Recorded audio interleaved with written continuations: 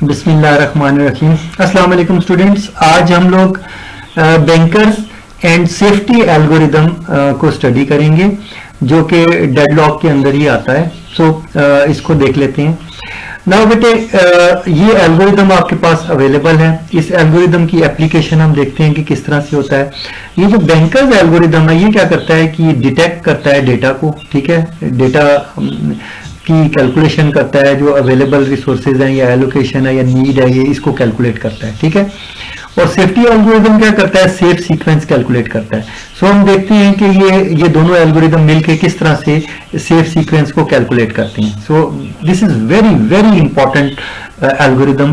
आपको बहुत केयरफुली और बहुत अच्छे से इसको समझना चाहिए। ओके, बेटे मैं इसके लिए क्या करता हूँ, एक डेटा ले लेता हूँ ताकि आपको इसको अंडरस्टैंडिंग हो। नाउ आपको गिवन क्या हो सकता है ये सुन लीजिए बेटे। या तो आपको एलोकेशन गिवन होगी, आपको प्रोसेस गिवन होंगे। ये देखिए, ये प्रोसेस आपको गिवन है और ये रिसोर्सेज हैं, ठीक है, ए बी सी ये रिसोर्सेज हैं। और हम बताते हैं कि प्रोसेस पी नॉट को क्या एलोकेशन हुई हुई है, ये एलोकेशन पी नॉट की हुई है। ए उसको कुछ भी एलोकेट नहीं हुआ, बी उसको 1 है और सी 0 एलोकेशन है। जो अवेलेबल रिसोर्सेज हैं, कितनी टोटल नंबर ऑफ रिसोर्सेज कितनी है वो हमने गिवन है। ये लाजमी आपको गिवन होता है बेटे। क्वेश्चन का पहला सबसे इंपॉर्टेंट चीज यही होती है कि ये आपको गिवन है। आपको प्रोसेसेस गिवन है, रिसोर्सेज गिवन है और आपको स्नैपशॉट दिया हुआ है, ये स्नैपशॉट, ठीक है। और इस स्नैपशॉट पे आप काम कर रहे हैं। ओके बेटे, आपके पास ये एलोकेशन गिवन है, आपके पास ये सारी गिवन है एलोकेशन। किस प्रोसेस को क्या एलोकेट हुए हैं, किस रिसोर्स के कितने इंस्टेंसेस एलोकेट हुए हैं आपको मालूम है। और यहाँ और टोटल इंस्टेंसेस कितने हैं यहाँ पर गिवन है। ओके, नाउ अब एक प्रोसेस जो है उसको ऑपरेटिंग सिस्टम ने तो इतनी एलोकेशन की है, लेकिन उसको मैक्सिमम उसकी रिक्वायरमेंट क्या थी, उसकी मैक्सिमम रिक्वायरमेंट ये थी, ठीक है। अमूमन क्या होता है कि ये दो चीजें गिवन होती हैं, ठीक है। अगर ये दो चीजें गिवन ना हो तो क्या होगा, ये और ये चीज गिवन होगी। अब इसको कैलकुलेट कैसे करते हैं मैं ये बता देता हूं बेटे। इसको कैलकुलेट, ये जो आपका अवेलेबल रिसोर्सेज हैं, कितनी आपको ये और ये आपको गिवन होगी या ये मैक्स और नीड आपको गिवन होगी। इन दो चीजें आपको गिवन होंगी, याद रखिएगा, ठीक है। और बकिया जो दो हैं वो आपने कैलकुलेट करनी है। अब देखिए कैसे वर्किंग कैसे होती है, ये देख लीजिएगा। मैं सपोज कर रहा हूं कि हमें एलोकेशन गिवन है कि एलोकेट कौन कौन सी रिसोर्स है वो कैसे एलोकेट हुई भी है, और मैक्स भी गिवन है, और मैं नीड को कैलकुलेट करता हूं। तो मेरे पास जो फॉर्मूला है नीड कैलकुलेट करने का वो ये है। और अगर फर्ज करें हमें मैक्स गिवन हो और फर्ज करें नीड गिवन हो, तो एलोकेशन मैं कैलकुलेट कर सकता हूं। एलोकेशन इधर आ जाएगा और नीड उधर चला जाएगा, ठीक है। ये फॉर्मूला यही रहेगा, आप कैलकुलेट कर सकते हैं बेटे। कुछ भी गिवन हो आप सॉल्व कर सकते हैं। नाउ अब देखिए मैं इसके मुताबिक सॉल्व कर रहा हूं जो मेरे पास सिचुएशन है। नाउ देखिए, फर्ज करें मैं सपोज करता हूं यहां कुछ भी नहीं लिखा हुआ था, ठीक है, यहां कुछ भी नहीं लिखा हुआ था, तो मैं कैसे कैलकुलेट करूंगा। देखिए, अगर ये सॉरी यहां पर कुछ भी नहीं था, नीड नहीं है मेरे पास, ठीक है। मैं यूं करता हूं कि मैं इसको ऐसे करके डिलीट कर देता हूं, ठीक है। अब देखिए मेरे पास एलोकेटेड रिसोर्सेज इतनी है, रिक्वायरमेंट इतनी है, तो 7 माइनस 0 कितनी चाहिए, 7, ठीक है। और इसी तरह 5 माइनस 1 कितना चाहिए, 4, और 3 माइनस 0 कितना चाहिए, 3। हमें हमारे पास यहाँ पर ये वैल्यू आ जाती है कि 7, 4 और 3, ठीक है। मैं अनडू करता हूँ और देखता हूँ कि वाकई यही था। ओके, ये इसी तरह कैलकुलेट किया हुआ है। बेटे ये आपको कैलकुलेट करना आ गया कि कैसे कैलकुलेट करते हैं, ठीक है। याद रखिए, दोबारा से बता रहा हूँ कि मैंने क्या किया, मैक्स में से मैक्स वैल्यू मेरे पास ए की गिवन है, पी नॉट की, ठीक है। और मैंने क्या किया कि इस वैल्यू को और इस वैल्यू को इसमें से माइनस किया और जो आंसर आया वो यहां पर लिख दिया, ठीक है। और फिर मैंने क्या किया, ये मैंने बी रिसोर्स ली, इस वैल्यू को इस पी नॉट वाली रो में इसको लेकर, ठीक है, इसमें से माइनस किया और आंसर कहाँ लिखा, यहां पर। ओके, इसी तरह इस वैल्यू को लिया और इसमें से माइनस किया, ठीक है, और यहाँ पे आंसर दिया। ओके, क्लियर हो गया सबको? सो अंडरस्टैंडिंग होनी चाहिए आपको। इस तरीके से बेटे आप ये सारी की सारी नीड आप कैलकुलेट कर लेंगे। ठीक है, आपने ये सारी नीड कैलकुलेट कर ली, लेकिन याद रखिएगा हमारा एल्गोरिदम इस नीड पे नहीं चलता। याद रखिएगा अगर ये वैल्यू आपके पास ना हो, अगर मैंने ये वैल्यू स्वैप कर दी तो आप कंफ्यूज नहीं होना। याद रखिएगा ये जो वर्किंग है, आगे जो मैं वर्किंग बता रहा हूं वो एलोकेशन के ऊपर है, वो नीड के ऊपर नहीं मैं कर रहा। सो मैंने टोटल एलोकेशन निकाली है। मैंने ये कहा कि ये जो ए है, ठीक है, ए टाइप की रिसोर्स कितनी एलोकेट हुई है, इन सब को सम कर लिया, इन सब को सम कर लिया। ठीक है, ये कितनी है 3 4 5 6 7, तो ये यहां पर लिख दिया। ठीक है, इसी तरह बी कितनी एलोकेट हुई भी है 2, ठीक है, वो यहां लिख दिया।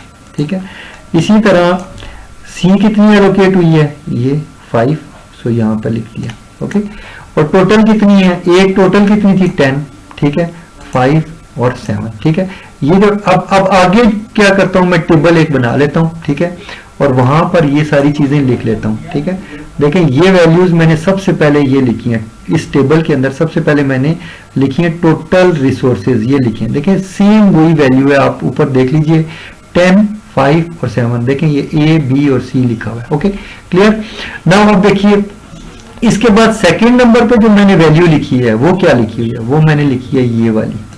ठीक है, मैंने लिखा 7 2 और 5, 7 एलोकेट हुए में 2 और 5। ठीक है, सो यहां से मेरा असल काम शुरू होता है। अब मैं इससे आगे कैलकुलेशन शुरू करता हूं। ठीक है, याद रखिएगा जो ऊपर टेबल है उसको देखे बगैर हम सॉल्व नहीं कर सकते। सो या तो हम क्या करते हैं कि हम जो है यहाँ पे कोई विंडो के अंदर जाके लेआउट में जाके या कहीं पे जाके व्यू को स्प्लिट कर लेते हैं। ठीक है, दो हिस्सों में स्प्लिट कर लेते हैं और हम कहते हैं कि अच्छा ये जो हमारा ऊपर व्यू है, ठीक है, इसके अंदर हम इसको फिक्स कर लेते हैं ताकि ये हमें नजर आता रहे। ठीक है, और यहाँ पर हम थोड़ा सा नीचे ऐसे करके अपना जो वर्किंग है वो हम करते हैं। ठीक है, सो हम हमारा जो एल्गोरिदम था वापस उसके ऊपर आ जाते हैं। ओके, सो ये था। ठीक है, अब आपको होपफुली प्रॉब्लम नहीं हो रही होगी, आपको क्लियरली नजर आ रहा होगा। ठीक है, सो इसको मैं इधर ऊपर कर लेता हूँ यहाँ पर। ठीक है, ताकि मेरे पास यहाँ ज्यादा व्यू हो जाए। ओके, नाउ बेटे देखो मैं क्या कर रहा हूँ, मैं इसको सॉल्व, अब आपके सामने डेटा है और मैं इसको सॉल्व कर रहा हूँ। देखिए मैंने टोटल एलोकेशन लिख दी और ये मैंने टोटल अवेलेबल रिसोर्सेज लिखे, ये देखिए टोटल रिसोर्सेज हैं, और टोटल एलोकेटेड रिसोर्सेज मैंने ये लिख दिए टोटल एलोकेशन के नाम से। ठीक है, और उसके बाद मैंने क्या किया, मैंने इन दोनों को माइनस कर दिया। ठीक है, इसको मैंने माइनस किया इसमें से, यहाँ पर इस माइनस को देखिए यहाँ पर ले आता हूँ ताकि अंदाजा हो आपको, ये इस तरह से किया हुआ है। ओके, अब मैंने इसको माइनस कर दिया और यहाँ पर ये दोनों, ये आंसर आ गया। ठीक है, यानी मेरे पास इस वक्त जो करंटली जो अवेलेबल रिसोर्सेज हैं वो 3 हैं। ए टाइप के मेरे पास 3 इंस्टेंसेस हैं, बी के 3 इंस्टेंस हैं और सी के 2 इंस्टेंस हैं, और इससे ज्यादा मैं एलोकेट नहीं कर सकता। अगर मैं किसी प्रोसेस को एग्जीक्यूट करना चाहता हूं तो मेरे पास ये है। और याद रखिएगा ये वाला जो डेटा यहाँ पर है ये इस वक्त मौजूद नहीं है, ये अवेलेबल नहीं है, ये मैं बीच में लिखूंगा। और ये सीक्वेंस किस तरह से एग्जीक्यूट हुई है, पहले नंबर पे ये वाला प्रोसेस एग्जीक्यूट होगा। सो हम देखेंगे कि कैसे एग्जीक्यूट होता है। सो मेरे पास कितने रिसोर्सेज अवेलेबल हैं ये, ठीक है, और प्रोसेस P0 को कितने रिसोर्सेज चाहिए, इतने। ठीक है, सो आप क्लियरली देख सकते हैं कि 7 4 और 3 हैं और ये 3 3 और 2 हैं। सो क्लियरली पता चल रहा है कि ये जो प्रोसेस P0 है ये एग्जीक्यूट नहीं हो सकता। सो इट्स अ डेडलॉक, यहाँ एक डेडलॉक की सिचुएशन बन रही है और हम इसको अवॉइड करना चाहते हैं। तो फौरी तौर पर ये सारे प्रोसेस रेडी क्यू में पड़े हुए, हम देखते हैं कि इनमें से कौन सा एग्जीक्यूट हो सकता है, किसी और को देखते हैं। सो हमारा जो एल्गोरिदम है वो फौरी तौर पर इन प्रोसेसेस का डेटा उसके पास मौजूद है ये वाला, और इसकी बेस पे वो फैसला करेगा कि पहले किसको एग्जीक्यूट करना है, दूसरे नंबर पे किसको एग्जीक्यूट करना है, तीसरे नंबर पे। अगर ये सारे के सारे प्रोसेस एग्जीक्यूट हो गए तो देन हम इसका मतलब सेफ सीक्वेंस हमें मिल गई और प्रोसेस हम एग्जीक्यूट कर सकते हैं। सो हमें कोई प्रॉब्लम नहीं है। ठीक है, सो अगर आप बेटे वर्किंग नहीं लिखेंगे तो बिलीव मी, अगर आपने तुक्के पे या कोई और मेथड लिखा और जस्ट इधर greater than less than sign लिख के इसको सॉल्व किया तो बिलीव मी आपका आंसर 0 है, आपको वैल्यू नंबर जो मिलेंगे वो 0 मिलेंगे। ठीक है, सो आपने ये सारी वर्किंग लिखनी है और इसको समझना है। ठीक है, ओके। नाउ करंटली अब रिसोर्सेज इतने नहीं है कि P0 को एग्जीक्यूट करें, लेकिन P1 को एग्जीक्यूट करने के लिए सफिशिएंट है। क्यों? P1 को 1 और 2 चाहिए जो कि 3 और 2 के अंदर अवेलेबल है। सो हम क्या करते हैं, हम P1 को एग्जीक्यूट करते हैं। ठीक है, P1 को मैंने एग्जीक्यूट किया, मैंने क्या किया कि मैंने इसको रिसोर्सेज ये वाले दे दिए और ये एलोकेट, इसको जब मैंने रिसोर्सेज दे दिए तो ये P1 अपना एग्जीक्यूशन शुरू कर दिए। साथ ही साथ मैं देखता हूं कि मेरे पास कितने रह गए हैं। सो मैं कहता हूं 3 - 1 2। ठीक है, 3 - 2 1 एंड 2 माइनस जो उसके रिक्वायर्ड रिसोर्सेज थे 2 और कितने रह गए 0। सो ये इस तरह से। सो आपको पता होना चाहिए बेटे ये कैसे कैलकुलेशन हो रही है। सो इसको ऐसे इसी तरतीब से चलाना है। और वंस जो आपने एक प्रोसेस के लिए काम किया वही दूसरे प्रोसेस के लिए कर रहे हैं।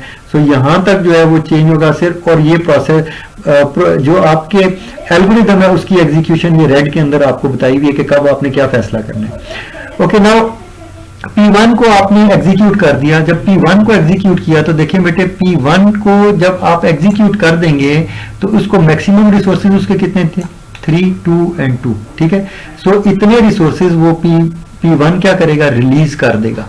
ठीक है, और P1 ने जब अपनी रिलीज किए, P1 अपनी एग्जीक्यूशन के बाद आफ्टर एग्जीक्यूशन उसने क्या किया, रिसोर्सेज को रिलीज किया। कितने रिसोर्सेज रिलीज किए, ये वाले। ठीक है, ये उधर से देखो बेटे मैंने इधर से उठा के यहाँ लिखा है, कोई फर्क नहीं है। ठीक है, और जो अवेलेबल रिसोर्सेज थे वो ये थे। ठीक है, ये जो अवेलेबल रिसोर्सेज हैं और ये दोनों रिसोर्स, इन दोनों को ऐड करें तो 3 + 2 5 हो गए। और ये अभी हमारे पास after the execution of P1 हमारे पास कितने अवेलेबल हैं, वो ये हैं।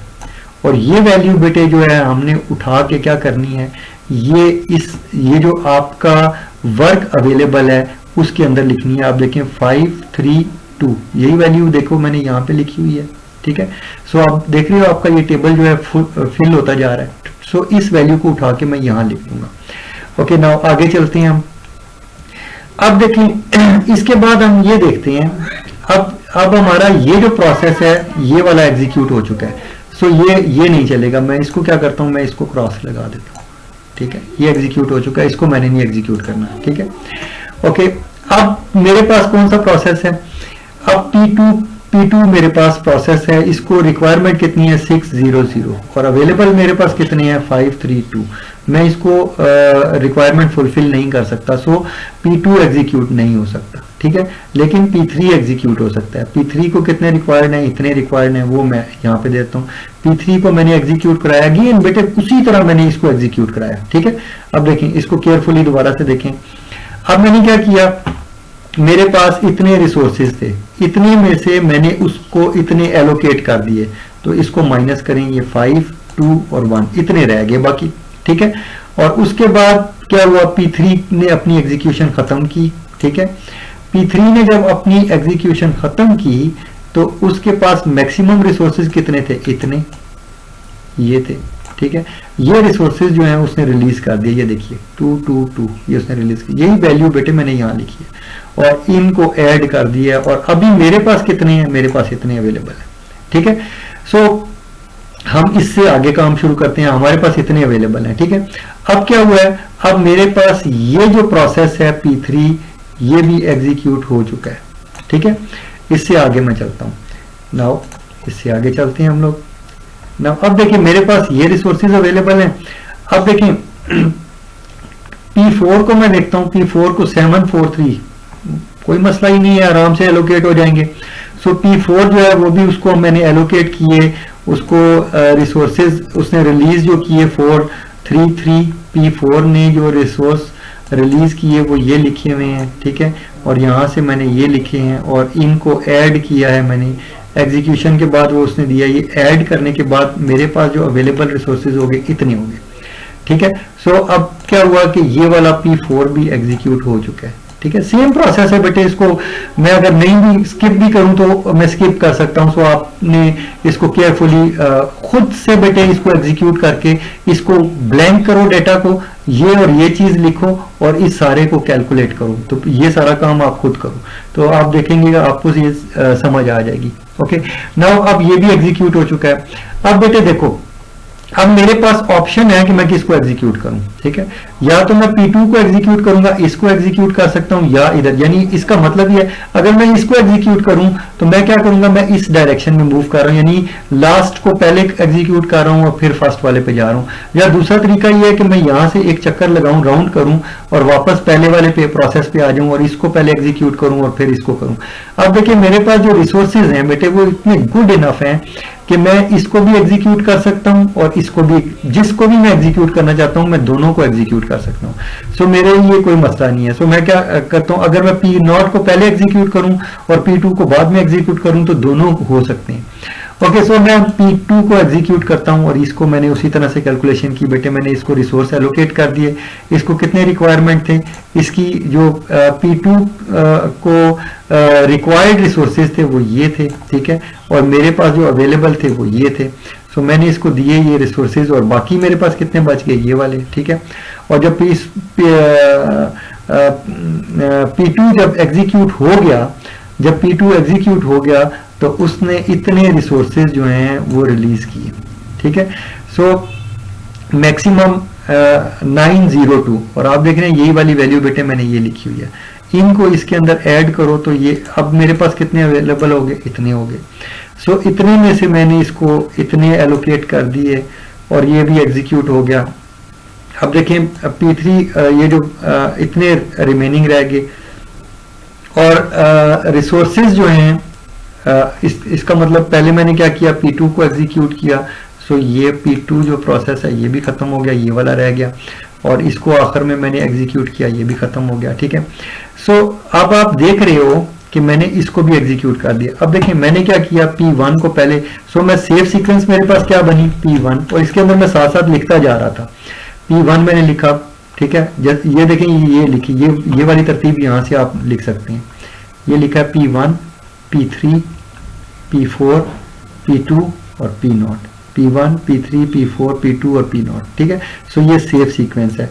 एक सेव सीक्वेंस ये वाली है, और अगर P0 को आप पहले करें और P2 को बाद में करें तो वो एक और सेव सीक्वेंस है। सो इस डेटा के अंदर क्योंकि सेव सीक्वेंस एग्जिस्ट करती है, इसलिए ये जो बैंकर्स एंड सेफ्टी एल्गोरिदम है इसने ये कैलकुलेशन की है कि there exist a safe state, so there is no deadlock, इनको एग्जीक्यूट किया जा सकता है। So bankers and safety algorithm क्या करेगा, सेफ सीक्वेंस के मुताबिक इसको एग्जीक्यूट करेगा और यहाँ पर कोई भी डेडलॉक नहीं होगा। ओके, क्लियर हो गया बेटे आपको। नाउ आगे चलते हैं, इसको मैं अपनी स्क्रीन को वापस बेटे सेट कर देता हूँ।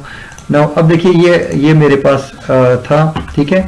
सो मैंने बेटे ये इस प्रॉब्लम को सॉल्व किया, ठीक है, बैंकर्स एंड सेफ्टी एल्गोरिदम को यूज करते हुए। आप क्या करो, एक और काम करो, मैं आपको ये एक और डेटा देता हूँ, ठीक है। आप इस डेटा को लो और इसके ऊपर पहले आपने क्या काम करना है बेटे, पहले आपने इस डेटा के मुताबिक सॉल्व करना है क्योंकि इसका आंसर आपके पास मौजूद है। पहले देखो आपको सारे स्टेप्स पता चल जाए, आपको पता चल जाए कि स्टेप 1 में आपने क्या करना है। स्टेप 1 में आपको ये पता होना चाहिए कि आपके पास रिसोर्सेज टोटल कितने हैं, ठीक है। देन आपने क्या करना है कि एलोकेशन और मैक्स आपको गिवन है, आपने नीड कैलकुलेट कर ली। नीड कैलकुलेट करने के बाद आपके पास टोटल एलोकेशन होनी चाहिए, ठीक है। अब जब टोटल एलोकेशन आपके पास हो गई, ठीक है, टोटल एलोकेशन के बाद आप क्या करते हैं कि आप फिर ये सारी कैलकुलेशन उसके बाद ये करते हैं। सो ये स्टेप्स उसके बाद आते हैं, ठीक है, और ये 4th नंबर पे ये स्टेप आ जाएगा। सो होपफुली बेटे इसको आप सॉल्व कर लेंगे, ठीक है। तो ट्राई टू सॉल्व इट, ठीक है, होप फॉर द बेस्ट। और जो नेक्स्ट आपको डेटा दिया हुआ है ये वाला, ठीक है, आखिर में इस डेटा को भी यूज करते हुए सॉल्यूशन करने की कोशिश करें। इसके अंदर आपको सिर्फ एलोकेशन और मैक्स गिवन है, बकाया जो चीजें उनको कट कर दें और खुद से सॉल्व करें और देखें कि क्या आप बाकी सॉल्व कर सकते हैं कि नहीं कर सकते, और क्या यहाँ पे सेफ सीक्वेंस एग्जिस्ट करती है कि नहीं करती है, ठीक है। ओके, गुड बाय बेटे, इंशाल्लाह नेक्स्ट टाइम हम नेक्स्ट टॉपिक को ही पढ़ेंगे।